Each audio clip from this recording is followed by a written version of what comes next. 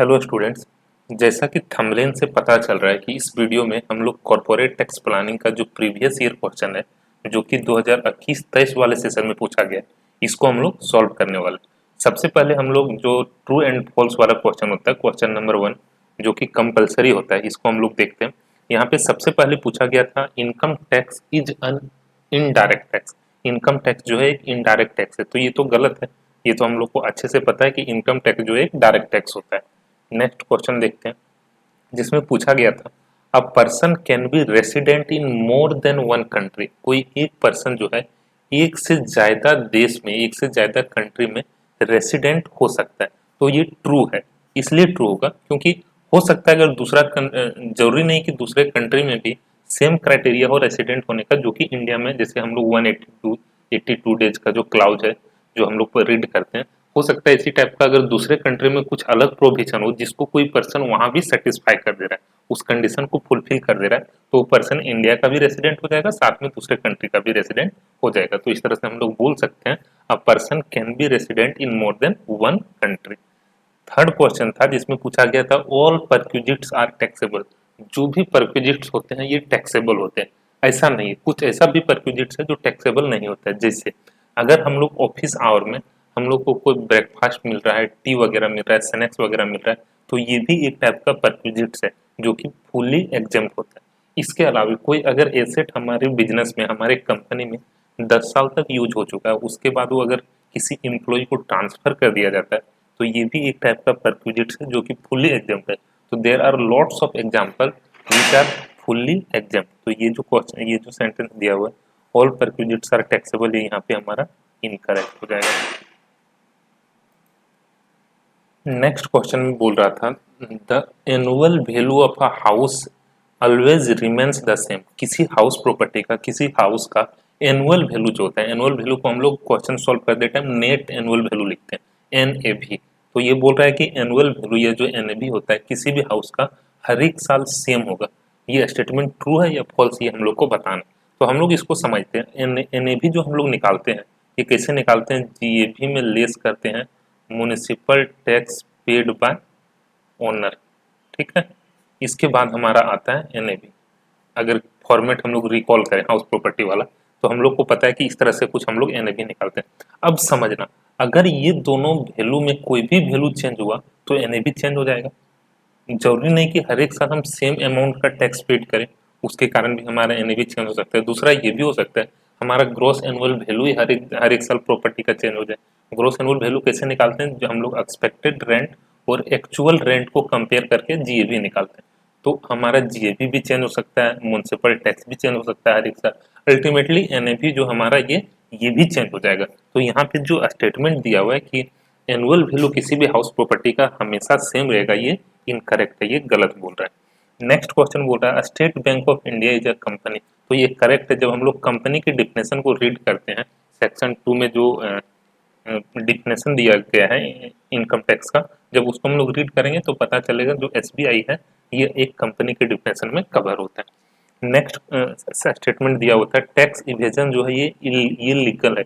Tax evasion कहने का मतलब होता है टैक्स का चोरी करना, तो ये तो लीगल हो ही नहीं सकता, ये हमेशा इलीगल होगा। तो ये जो है करेक्ट बोल, इनकरेक्ट है, रॉन्ग है। नेक्स्ट क्वेश्चन है goodwill of a business is not deemed to be a capital asset. Goodwill जो होता है किसी बिजनेस का, इसको कैपिटल एसेट नहीं बोलते हैं। किस प्रोस्पेक्टिव से, कैपिटल गेन के प्रोस्पेक्टिव से, ऐसा यहाँ पे स्टेटमेंट दिया हुआ है। तो ये जो स्टेटमेंट है ये इनकरेक्ट है। गुडविल जो है हमारे बिजनेस का कैपिटल एसेट होता है, उसको ट्रांसफर करने से जो प्रॉफिट या लॉस होता है उसको कैपिटल गेन या कैपिटल लॉस भी बोलते हैं। और उस पर हमारा जो लॉन्ग टर्म कैपिटल गेन का टैक्स वगैरह वो सारा कुछ लगता है। मतलब ultimately goodwill is a capital asset. तो यहाँ पे जो स्टेटमेंट है ये इनकरेक्ट हो गया। नेक्स्ट क्वेश्चन बोल रहा था explain how the tax liability of an SSC is determined. किसी एसएससी का टैक्स लायबिलिटी हम लोग कैसे कैलकुलेट करते हैं with reference to his residence. एक चीज हम लोग रेसिडेंशियल स्टेटस के टॉपिक में रीड करते हैं, किसी भी पर्सन का रेसिडेंशियल स्टेटस, जो भी रेसिडेंशियल स्टेटस रहा उसके बेसिस पे उसका टोटल इनकम डिफर करेगा। ठीक है, अल्टीमेटली टोटल इनकम अगर चेंज होगा तो उसका टैक्स लायबिलिटी भी चेंज हो जाएगा। तो यहाँ पे हम लोग कैसे ये सब कुछ करते हैं, कैसे हम लोग रेसिडेंशियल स्टेटस को डिटरमाइन करते हैं, ये सब कुछ हम लोग को यहाँ पे लिखना है। इसके ऊपर ये ऑलरेडी हम एक वीडियो बना चुके हैं जिसका लिंक ऊपर आई बटन में मिल जाएगा। इसके साथ साथ नीचे डिस्क्रिप्शन बॉक्स में भी इसकी इसका जो वीडियो बना हुआ है उसका हम लिंक दे देंगे। नेक्स्ट क्वेश्चन है explain the various aspect of tax management. Tax management का वेरियस एस्पेक्ट कितना है।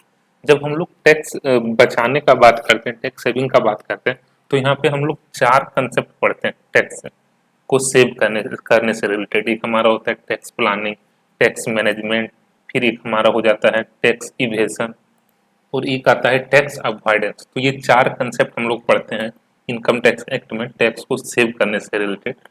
तो यहाँ पे हम लोग से पूछ रहा है कि जो हमारा टैक्स मैनेजमेंट का वेरियस एस्पेक्ट है, क्या क्या कुछ हम लोग करते हैं टैक्स मैनेजमेंट के लिए, वो सब चीज़ को यहाँ पे बताना है। यहाँ पे हम लोग को टैक्स मैनेजमेंट के एस्पेक्ट को ही एक्सप्लेन करना है। इसका भी वीडियो जो हमारा ये प्लेलिस्ट है वहाँ पे मिल जाएगा, जो टैक्स मैनेजमेंट और टैक्स प्लानिंग से रिलेटेड जो वीडियो बना हुआ है उसमें ये सब कुछ एक्सप्लेन किया हुआ है। नेक्स्ट क्वेश्चन है explain the long term and short term capital gain. Long term और शॉर्ट टर्म कैपिटल गेन क्या होता है।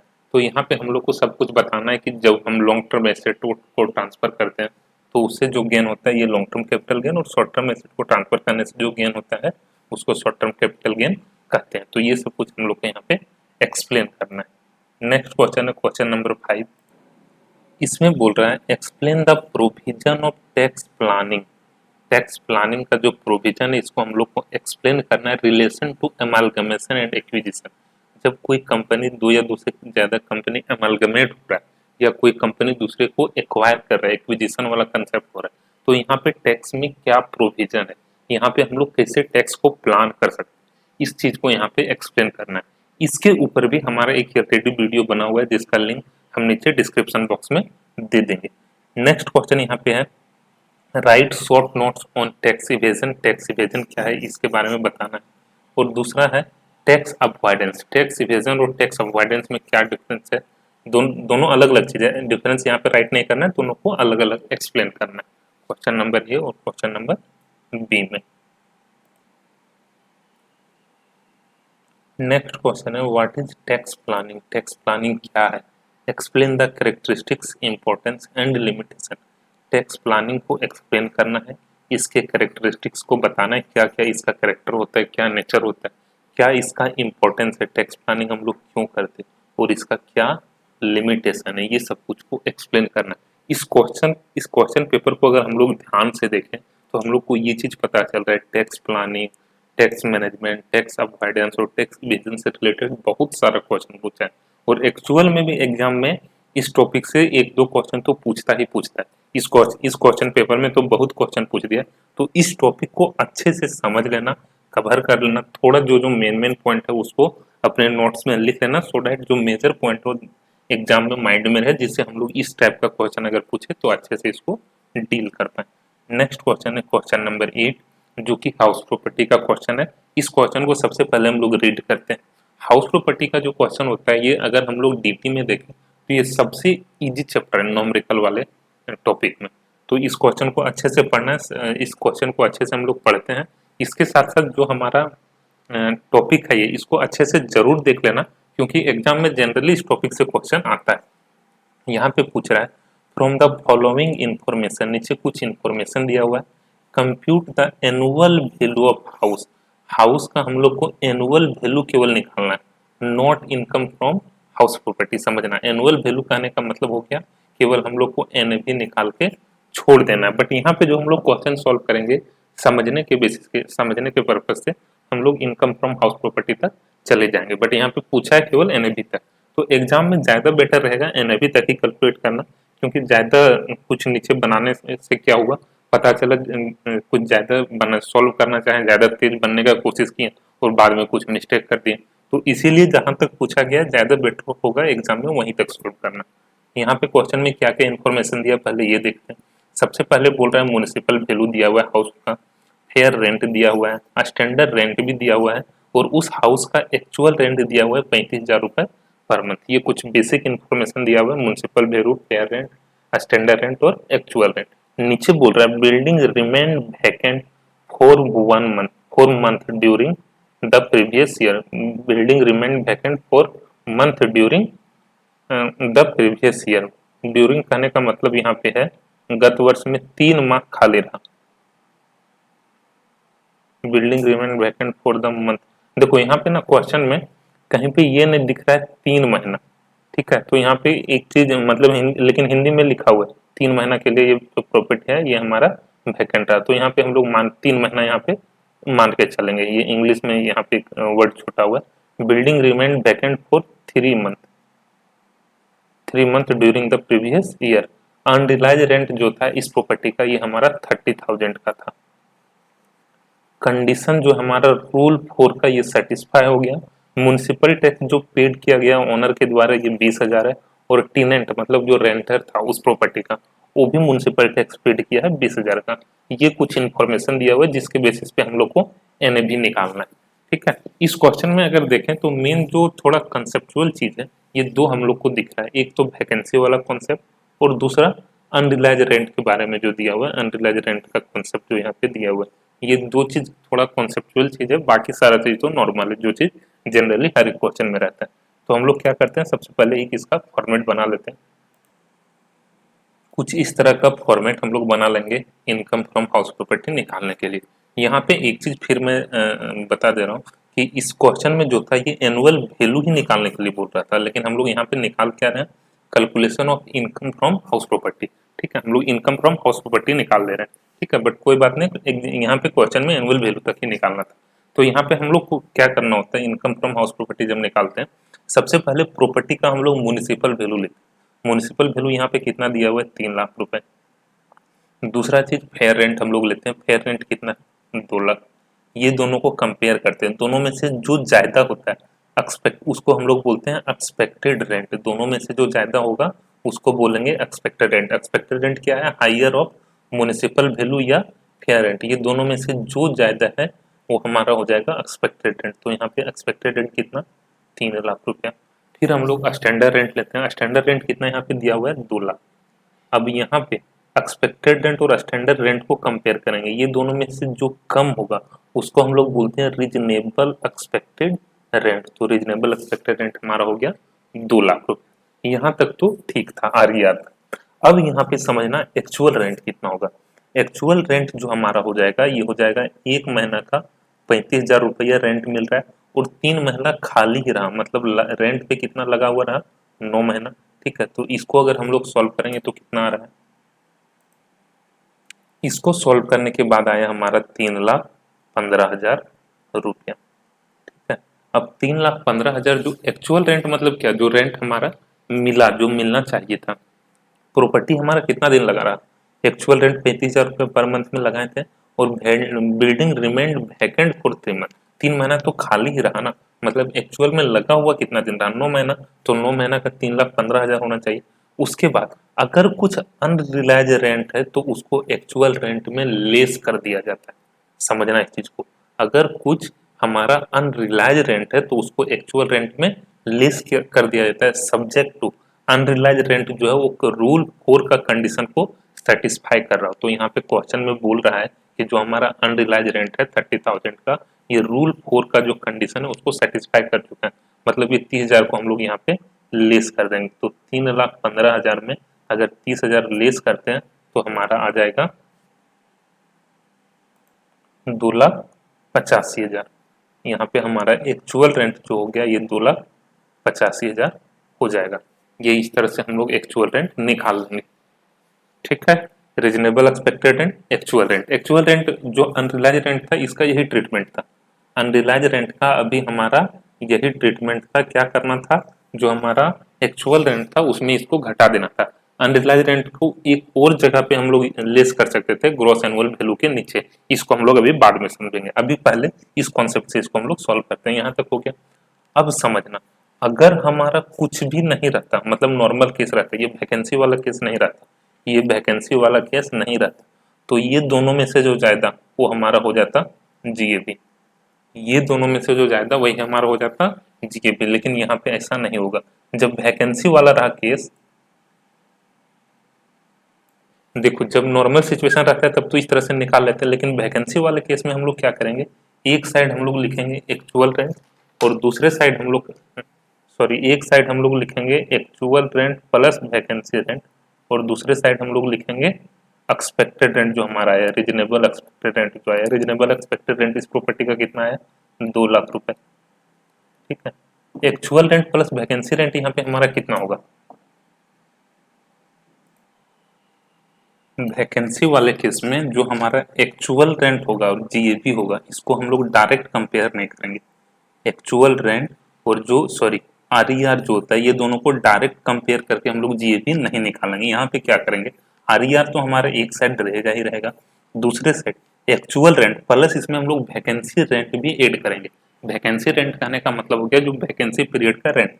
एक्चुअल रेंट हम लोग यहाँ पे भी कितना कैलकुलेट किए, 285, और वैकेंसी रेंट हमारा कितना हो गया, 35,000 इंटू 3। ठीक है, तो ये हमारा आ जाएगा 35,000 इंटू 3 अगर करते हैं तो 1,05,000 आ रहा है, 1,05,000। दोनों को ऐड अगर करेंगे 1,05,000 प्लस 285, तो ये हमारा आ जाएगा 3,90,000। अब यहाँ पे हम लोग ये दोनों को कंपेयर करेंगे, मतलब एक्चुअल एक साइड हमारा हो गया आरईआर और दूसरे साइड हो गया actual rent plus vacancy rent. ठीक है, वैकेंसी वाले केस में समझना, फिर से एक बार इसको रिकॉल कर रहे हैं, इसको हम रिपीट कर रहे हैं। जब नॉर्मल केस रहता है, मतलब जहाँ पे वैकेंसी नहीं रहा, वहाँ पे रीजनेबल एक्सपेक्टेड रेंट और एक्चुअल रेंट ये दोनों को कंपेयर करेंगे, दोनों में से जो जाएगा वही जीएबी हो जाएगा। लेकिन अगर वैकेंसी रहा तो हम लोग क्या करेंगे, आरईआर को कंपेयर करेंगे, किससे, केवल एक्चुअल रेंट से नहीं, actual rent plus vacancy rent दोनों, और दोनों में देखेंगे कौन सा बड़ा है। जैसे यहाँ पे बड़ा क्या हो गया, ये actual rent plus vacancy rent, तो इस केस में हमारा एक्चुअल रेंट जो है यही जीएबी हो जाएगा। दूसरा क्या हो सकता था, आरईआर जो है यही बड़ा होता, किससे, actual rent plus vacancy rent से। अगर ऐसा केस रहा तो हमारा आरईआर जो रहेगा ये जीएबी होगा। दो ही केस हो सकता है, समझना। अगर हमारा आरईआर जो है ये छोटा है, बड़ा क्या है, actual rent plus vacancy rent, ये अगर ज्यादा है तो एक्चुअल रेंट जीएबी होगा, और अगर आरईआर ही बड़ा हो गया तो आरईआर ही बड़ा हो गया किससे, actual rent plus vacancy rent से, तो हमारा आरईआर ही जीएबी होगा। देखो अल्टीमेटली समझना, जो जीएबी हमारा होता है ना, ये आरईआर या एक्चुअल रेंट, यही दो में से कोई एक अमाउंट होता है। बस अंतर ये हो जाता है, जनरल सिचुएशन में डायरेक्ट कंपेयर कर लेते हैं, लेकिन अगर वैकेंसी रहा तो कुछ इस तरह से हम लोग को कंपेयर करना है। तो यहाँ पे ये वाला केस हो रहा है, मतलब आरईआर से जो हमारा है actual rent plus vacancy rent का टोटल बड़ा है। ठीक है, आरईआर कितना आ रहा है, 2 लाख, और ये कितना है, 3,90,000। तो यहाँ पे एक्चुअल रेंट जो हमारा है ये हो जाएगा जीएबी, मतलब एक्चुअल रेंट कितना था हमारा, 285, तो यहाँ पे जीएबी हमारा 285 हो गया। ठीक है, यहाँ पे भी देखो लग हम लोग कर रहा है कि ये दोनों में से जो बड़ा है, ठीक है, बट ऐसा करना नहीं, हम लोग को इस तरह से कैलकुलेट कर लेना। तो इस तरह से हमारा हो गया ये जीएबी। जीएबी में फिर क्या करते हैं, म्युनिसिपल टैक्स जो हमारा, म्युनिसिपल टैक्स में एक चीज ध्यान देना है, municipal tax should be paid by owner. अगर टेनेंट कुछ पेड किया है तो उसको यहाँ पे लेस नहीं करना है। ओनर कितना पेड किया था, 20,000 रुपया, तो 20,000 ये हम लोग यहाँ पे लेस कर देंगे। अब कितना आ गया, 285 में अगर 20 लेस करेंगे तो हमारा आ जाएगा 265,000। ये हमारा हो गया नेट एनुअल वैल्यू, जो चीज क्वेश्चन में पूछा गया था एनुअल वैल्यू निकालने के लिए। इस तरह से एक हम लोग कर सकते हैं, ये हमारा हो गया। उसके बाद स्टैंडर्ड टैक्स जो हमारा स्टैंडर्ड डिडक्शन यहाँ पे मिलता है, स्टैंडर्ड डिडक्शन 30% ऑफ एनएवी, वो यहाँ पे निकाल लेंगे। इंटरेस्ट ऑन लोन अगर कुछ रहा तो ये दोनों को माइनस करने के बाद जो फाइनल वैल्यू आएगा वो हमारा हो जाता है इनकम फ्रॉम हाउस प्रॉपर्टी। तो यहाँ तक भी इसको कोई कैलकुलेट कर सकता है। एक चीज ये हो गया। दूसरा, जो हमारा अनरिलाइज रेंट था, इसको हम लोग दो तरह से यहाँ पे ट्रीट करते हैं। जो ट्रीटमेंट हमारा होता है अनरिलाइज रेंट का हाउस प्रॉपर्टी में, हम लोग बुक में देखते हैं दो तरह से कैलकुलेट किया रहता है। कुछ बुक में क्या करता है, जो हम लोग एक्चुअल रेंट जो निकालते हैं वहीं पे लेस कर देता है, जो चीज अभी हम क्वेश्चन में किए थे। इस क्वेश्चन को सॉल्व करते टाइम हम लोग क्या किए थे, एक्चुअल रेंट में ही हम लोग अनरिलाइज रेंट को लेस कर दिए थे। ठीक है, तो ये हमारा एक तो ये तरीका हो गया। ऐसा प्रोविजन है सेक्शन 23 में। सेक्शन 23 में क्या बोलता है कि जो हमारा एक्चुअल रेंट होता है इसमें अनरिलाइज रेंट जो हमारा इंक्लूड नहीं होना चाहिए। तो इस तरह से तो हम लोग सही किए, एक्चुअल रेंट में ही अनरिलाइज रेंट को लेस कर दिए, तो हमारा ये ऑप्शन 1 के हिसाब से सही हो गया।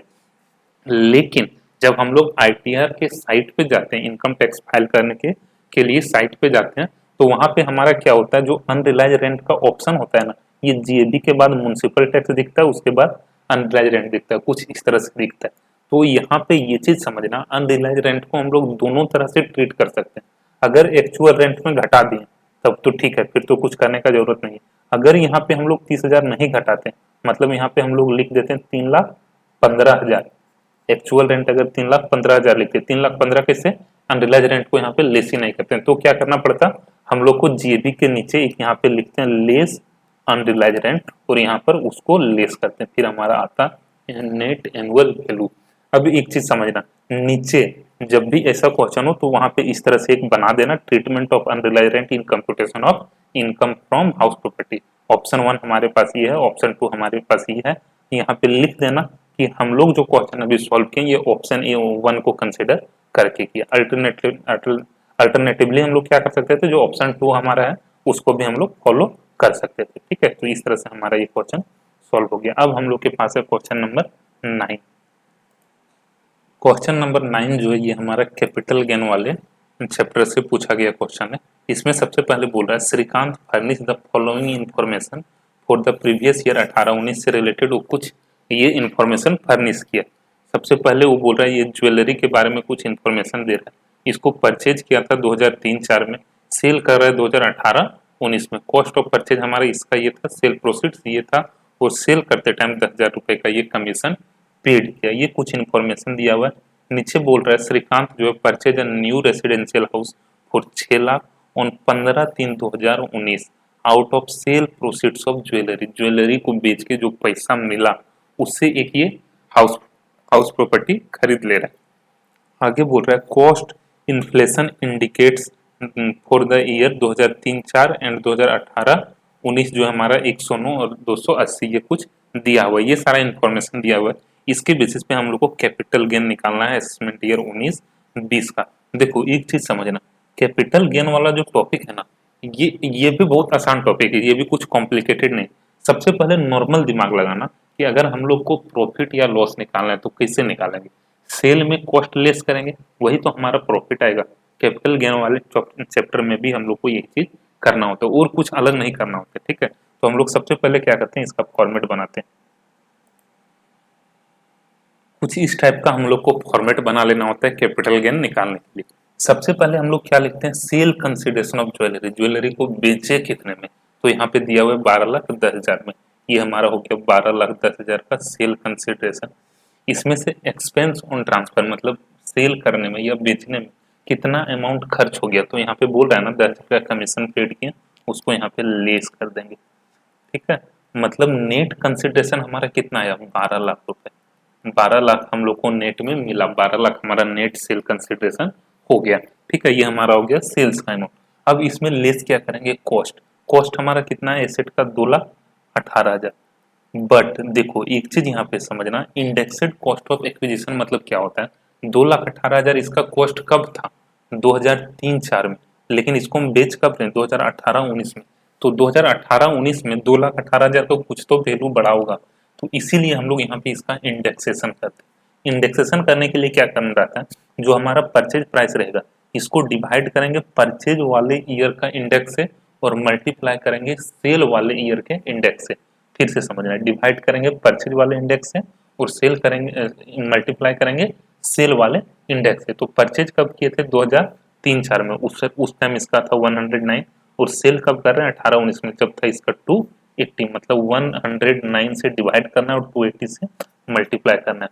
109 से डिवाइड करना है और 280 से मल्टीप्लाई करना है। ठीक है, ये काम हम लोग को कर लेना है। इससे हमारा एक तरह से हम निकाल क्या रहे, कॉस्ट ऑफ एक्विजिशन ही, उस एसेट का कॉस्ट ही तो निकाल रहे हैं, बस केवल इंडेक्सेड कॉस्ट कर दे रहे हैं। इंडेक्सेड कहने का मतलब हो गया उसका करंट वैल्यू निकाल रहे हैं। 2,18,000 नहीं होगा, वो कुछ बढ़ गया होगा आज के डेट में। तो इसको अगर हम लोग सॉल्व करेंगे तो आ जाएगा 5,60,000 रुपए। मतलब जो 2,18,000 में खरीदे थे ना 2003-4 में, उसका वैल्यू 2018-19 में 5,60,000 हो गया। मतलब अल्टीमेटली हमारा फायदा कितना हुआ, 12 लाख में बेचे, 5,60,000 का हमारा कॉस्ट था, तो इसको लेस करेंगे तो हमारा आ जाएगा 6,40,000 रुपया। यही तो हमारा लॉन्ग टर्म कैपिटल गेन है, और इसमें तो कुछ है नहीं। लॉन्ग टर्म कैपिटल गेन निकालना हो या शॉर्ट टर्म कैपिटल गेन निकालना हो, शॉर्ट टर्म कैपिटल गेन में क्या होगा, ये इंडेक्सेशन करने का जरूरत नहीं है, डायरेक्ट कॉस्ट ऑफ एक्विजिशन ही निकाल देंगे, लगा देंगे। ठीक है। कॉस्ट ऑफ एक्विजिशन जो दिया हुआ रहेगा वही हम लोग को वहाँ पे लिख देना है। लॉन्ग टर्म कैपिटल गेन में हम लोग को इंडेक्सेशन करने का जरूरत होता है। तो इस तरह से यहाँ पे सॉल्व हो गया। अब समझना क्वेश्चन में आगे क्या बोल रहा था ना, जो हम लोग को सेल करके पैसा मिला था, इससे हम लोग 6 लाख रुपए का घर ले लिए। अब जो 6 लाख रुपए का घर लिए ना, अगर कैपिटल एसेट को ट्रांसफर करने से जो हमारे पास अमाउंट आता है, अगर उससे हम लोग कोई घर ले लेते हैं तो उसके लिए एग्जेम्पशन मिलता है सेक्शन 54F में। यहाँ पे क्या बोलता है कि जो हमारा कैपिटल गेन हुआ 6,40,000, इसको डिवाइड करो कितने से, 12 लाख से, नेट सेल कंसिडरेशन से। 6 लाख को डिवाइड, 6,40,000 जो हमारा लॉन्ग टर्म कैपिटल गेन था, इसको डिवाइड कर दो 12 लाख से। 6,40,000 का कैपिटल गेन हुआ कितने अमाउंट पे, 12 लाख का सेल पे, ठीक है। तो 6 लाख का और इसको मल्टीप्लाई कर देना रहता है कॉस्ट ऑफ जो हमारा न्यू एसेट है। इस तरह से जो कैपिटल गेन है इसको डिवाइड करेंगे सेल कंसिडरेशन से और मल्टीप्लाई कर देंगे हमारा जो नया कॉस्ट, नया घर का जो कॉस्ट है, ठीक है। मतलब अल्टीमेटली ये करता क्या है, प्रोपोर्शनली हम लोग को उसका एग्जेम्पशन मिलता है, ठीक है। तो इसको जब हम लोग सॉल्व करेंगे तो ये हमारा आ जाएगा 3,20,000। मतलब जो हम नया घर खरीदे उसके कारण हम लोग को 3,20,000 का एग्जेम्पशन मिल गया। अल्टीमेटली हमारा जो टैक्सेबल कैपिटल गेन होगा ये 3,20,000 रुपए हो जाएगा। तो कुछ इस तरह से हम लोग को ये सॉल्व करना होता है। यहाँ तक तो सब कुछ आसान था। इसमें केवल समझना क्या है, देखो सेक्शन 54 का ये प्रोविजन है कि जो हमारा कैपिटल गेन आया, ठीक है, एक तो हो गया कैपिटल गेन और दूसरा हो गया सेल कंसिडरेशन। सेल कंसिडरेशन जितना हम खर्च किए होंगे उसी के प्रोपोर्शन में हमारा कैपिटल गेन का एग्जेम्पशन मिल जाता है, ठीक है। तो ये कुछ उसका प्रोविजन है। फॉर्मूला के रूप में इस तरह से याद रख सकता है, 6,40,000 जो हमारा कैपिटल गेन है इसको डिवाइड करेंगे सेल कंसिडरेशन से। Long term capital gain divided by sale consideration into cost of new asset, ठीक है। ये कब, अगर 54F का हम लोग को एग्जेम्पशन निकालना। तो कुछ इस तरह से हम लोग को सॉल्व करना था। ये हमारा निकल गया कंप्यूटेशन ऑफ कैपिटल गेन। बस यही क्वेश्चन था इसमें और आगे कोई क्वेश्चन नहीं है। टोटल 9 क्वेश्चन था जिसको हम लोग यहाँ पे सॉल्व कर लें। Thank you.